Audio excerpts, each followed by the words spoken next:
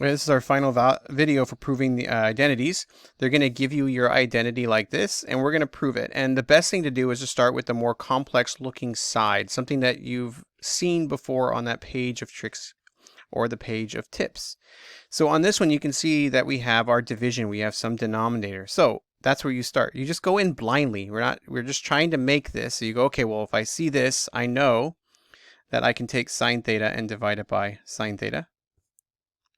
And take the sine theta, cosine theta, and divide it by sine theta. And then you get excited because you can see, oh, well, that cancels and that cancels. So let me try that. And that's 1 minus cosine theta. And you go, okay, well, what do I need to do now? Nothing, because now it is the same. So you have proven it. And the three little dots here are basically meaning that you're done. It's the QED. So in Latin, that means that which was to be demonstrated. So it's basically saying, here you go. This is this. I'm done. I've finished it. So just put three little dots letting me know that you are finished. So it's QED. All right. So another one. If you look here, oh, this is distributing. So if you look, okay, I know I can multiply that out. So I'm going to start there. So I'm going to pick the left side. And I'm just going to try it. If this doesn't work, I can always go back and try something else. So then I would get this. And then you think to yourself, I always go after everything needs to be sine and cosine. By doing that, it gives us things that will give us relationships. So we know secant is 1 over cosine theta. And then, oh, there it is. The cosines cancel. That's always good. Well, not always. Sometimes it's something you don't want to cancel. So you look at it and you go, oh, 1 minus cosine squared theta. That's our Pythagorean identity. So if you see I'm doing one step at a time, I can see that that was distributed. I replaced that and canceled it, right? So that's replaced, that's canceled, and that's replaced. And now you can see that sine squared theta is sine squared theta, and we're done. All right, so over here, the next one, you can see that these two, I'm giving you a lot of examples here. So the next two are adding and subtracting, so we're going to go right after this one. You can come over here and say, well, that would be sine over cosine, and that's 1 over cosine, and we get sine over cosine squared, but it's not really going there. I can already see there is a way to do that as well. But we're going to go into adding this. And if you remember, before we add it, we're just going to use the conjugates. So this would become 1 minus sine x. And over here would be 1 plus sine x. And it just turns out that that is our common denominator. That looks horrible. Let me try that again. Like that. So we end up with 1 plus sine x over, and we already know that this is going to become 1 minus sine squared x minus, and so a trick that I like to do is you take this little minus and you put a plus here and you put the minus here. That allows us to distribute the negative and add them. So this becomes negative 1 plus sine x over 1 minus sine squared x. That's our conjugate. And now you can see we have common denominators. So I'm going to actually go one step further and change these to cosine squared. So 1 plus sine x, because remember that was one of the things. We use this conjugate here to do two things, to make common denominators and also to basically convert it to its Pythagorean identity, which is cosine x. And the nice thing is if you make a mistake here, it's not going to work. So you know you can go back and either look for the mistake or just try something else. But now we have a common denominator.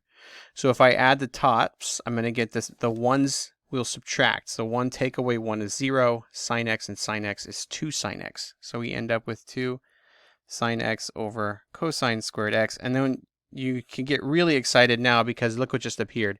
The 2. So the 2 is done. All we have to do now is turn our sine and cosine squared into tangent and sine. And that's just the next step. So we know that tangent is sine x over cosine. So if we take our cosine x and split it up into what it is, it's cosine times cosine.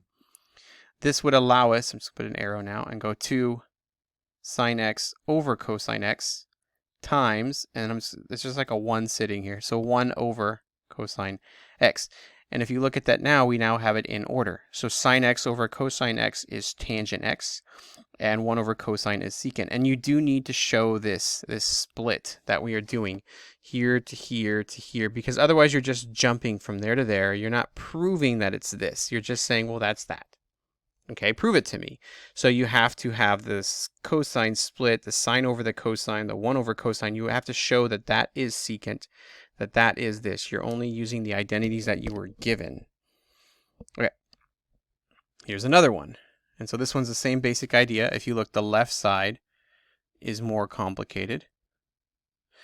And then cotangent b. And so my first thought is immediately to go, okay, well, that needs to be turned into a sine and a cosine. So this would become cosine b over sine b.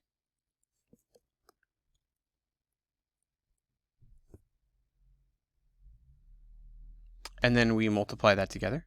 So sine, let me move this over a bit.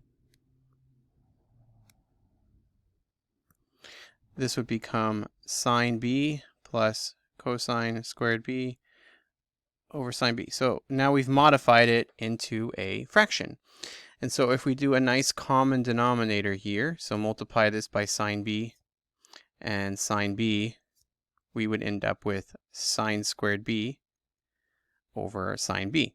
So like I said before, if you put them into their reciprocal and quotient identities, it makes them into fractions that allows you to add them.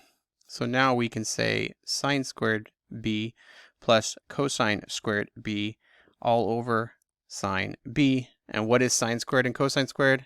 Exactly, that's our Pythagorean.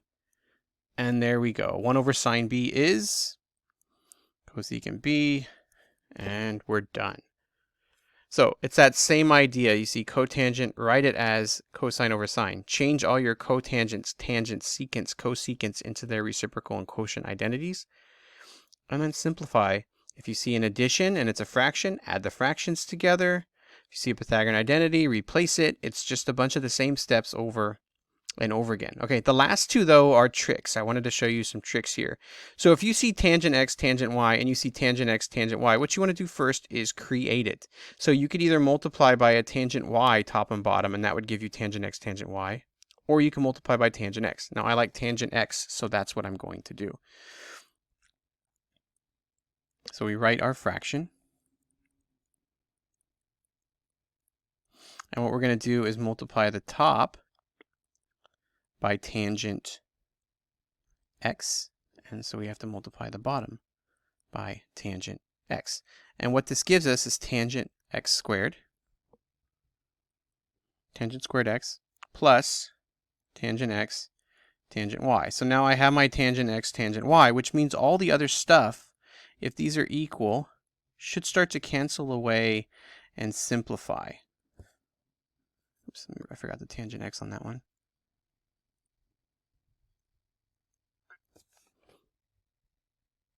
So if you see tangent x, cotangent x, these are reciprocals of each other. Tangent x is 1 over cotangent, or cotangent is 1 over tangent. So you know these are going to cancel. Here, let me actually write that. So we know tangent x, cotangent x. This would be 1 over cotangent x. Doesn't matter which one you pick. And you can see they cancel and they make 1. So we know that's going to become 1. So we now have tangent squared x plus tangent x, tangent y, all over 1 plus tangent x, tangent x, cotangent y. So we can apply that same basic idea. You notice there are no cotangents here. So if you want to get rid of the cotangent y, you can now take that same idea and we introduce a tangent y.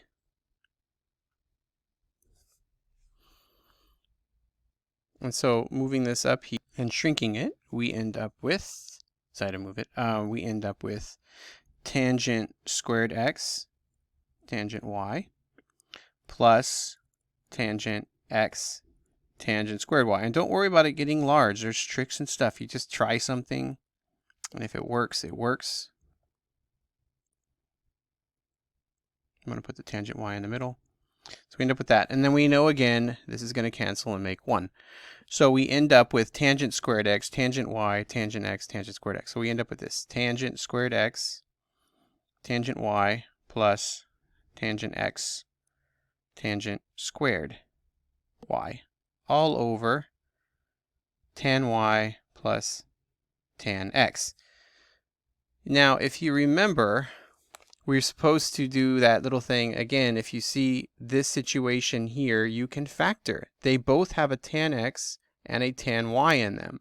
So if I factor out tan x, tan y, and the reason I knew to do that is because my answer has to be tan x, tan y. So if I factor out the tan x, tan y, I'm left with tangent x plus tangent y all over tangent, I'm going to switch them now, x plus tangent y. And you can see now that those two cancel, giving me 1. So we end up with tangent x, tangent y. So this is a trick. The way I started it was, okay, I know I need to put a multiply a tangent x or a tangent y to the top so I would have it. And so I just tried tangent x, and then it miraculously canceled something. I go, oh, well, let me apply that again and I can get rid of the cotangent. So I did the tangent y and it got rid of the cotangent. And then I saw, oh, well, this factors. So we factor, and there you go. It all works out. You just keep trying things. That was a difficult one. All right, this one is my favorite. It's I think of it as a switcheroo. So again, we already know to go sine x minus and then do sine x over cosine x, and then cosine x minus cosine x over sine x. So this is why I call this one a switcheroo. If you see the top one, the left one has a sine x in common, so we can factor that out. And we end up with 1 minus 1 over cosine x. And the right one also has a cosine x in common, so we can factor out the cosine x. So you've got to think how these people think when they write these things, is that they're just being tricky. They've taken something and they've modified it and played with it. So what I just did now is took out the cosine x. So I call this the switcheroo. So I'm going to switch these two. And so it ends up being cosine x.